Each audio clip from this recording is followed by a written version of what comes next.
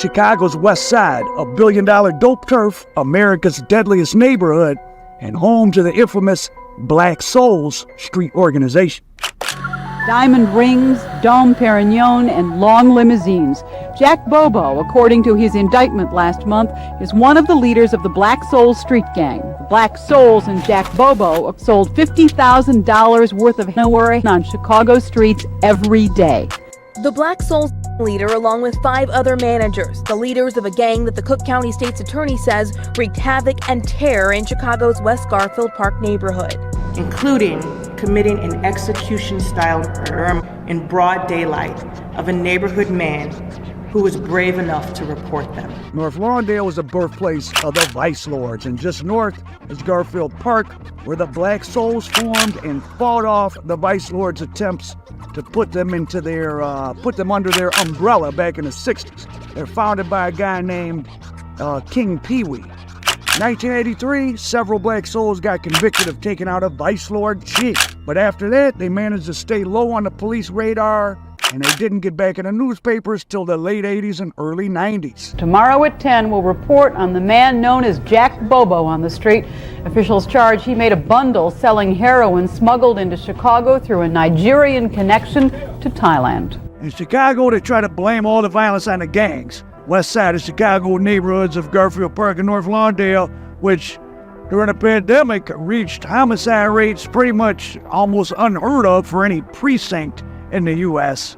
Police say 2 people jumped out of that car and opened fire. This area is very well known for the drug trade. Jack Bobo and others are accused of operating an open-air market selling that China white heroin at Walnut and Holman on Chicago's west side. Deals done right at the car window, money exchanging hands over and over. Business on the street is thriving on Madison near Pulaski in West Garfield Park. They're not afraid of the police. Come not just from the city, but the suburbs. Consider this raid on the west side just 2 months ago. Where are you from, Dick? Spring. Who buys China white? Everybody. All types of races, all types of classes, suburban housewives, college students. Prosecutors said the New Life Black Souls controlled a 6 square block area, pumping coke and blows around the corner of West Monroe and Pulaski. Back in 2012, when a guy that supposedly had been working as a witness for the Chicago police caused some 40 cal slugs to the back of his head in front of the church's chicken on South Drake Avenue. His name was Claude Snulligan. Mr. Snulligan supposedly was calling the police because of dealing activity in front of his house. Black Souls supposedly beat him up. He went to the police and started working as an informant. Black Souls supposedly offered him $3,000 not to come to court, but he didn't want it. But the story doesn't quite make sense, because he supposedly went back to the neighborhood to borrow some money from somebody to buy his girlfriend a Sweetest Day present, even though it's women and buy men gifts on Sweetest Day, and the Black Souls supposedly seen him there and took him out. This is per the chief informant in the case, a guy named Alex Williams, and he got a very sweet deal. In addition to 40 grand in cash, got another 50 grand in rent and services. They relocated him downstate, and he got caught by his FBI handlers, not 1, not 2, not 3, but 4 times, selling D while he was a protective witness for the Black Souls, and he beat up a cop. Despite all this, he only got 3 years.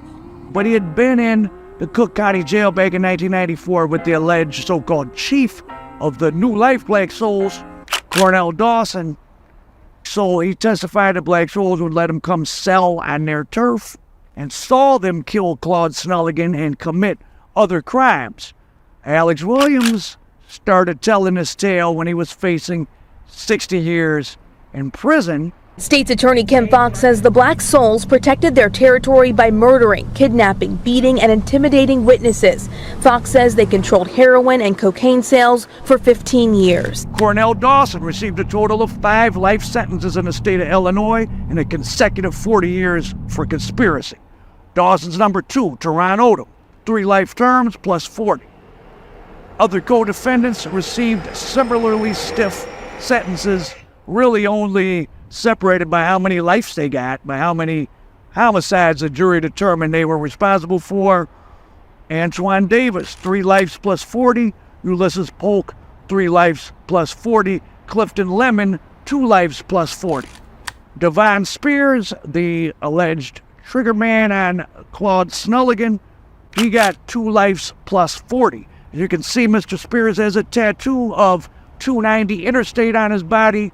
That's the highway that goes from the west side suburbs into the west side of the Shire, and in the downtown is nicknamed the Heroin Highway.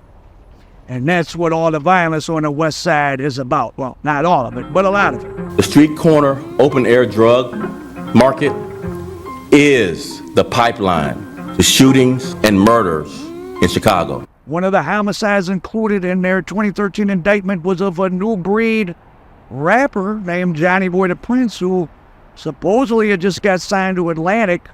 Some people said on the street, people thought they were going to take his advance money from him, $75,000. Not sure what the truth of that is, but Cornell Dawson was picked up on a wiretap.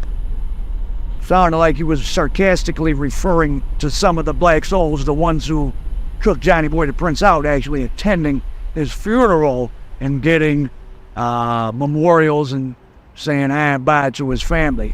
As you can see by all these succeeding indictments over the years and the decades, nobody learns their lesson, because there's so much money at stake. Even the informant, Alex Williams, in the case, was getting paid. Not only did they relocate him to downstate Illinois, he got $40,000 in cash, another $50,000 in rent vouchers and other stuff to testify against the black souls.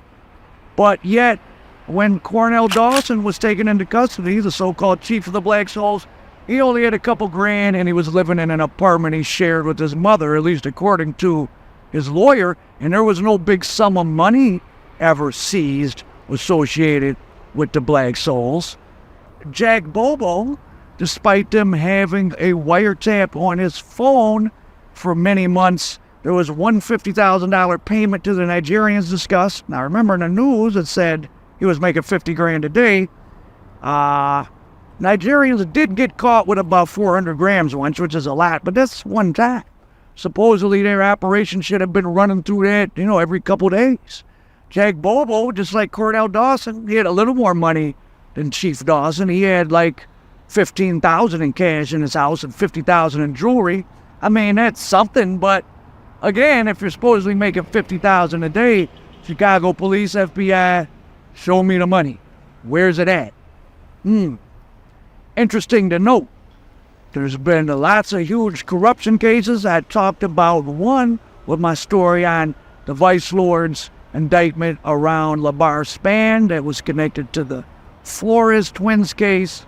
Lots of corruption cases with the Chicago police.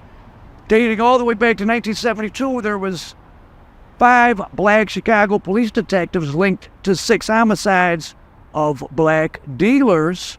And it was supposedly a war between the cops protecting each other's dealers, which is reminiscent of what the white federal agents at the Federal Bureau of Narcotics were doing in New York in the late 1960s.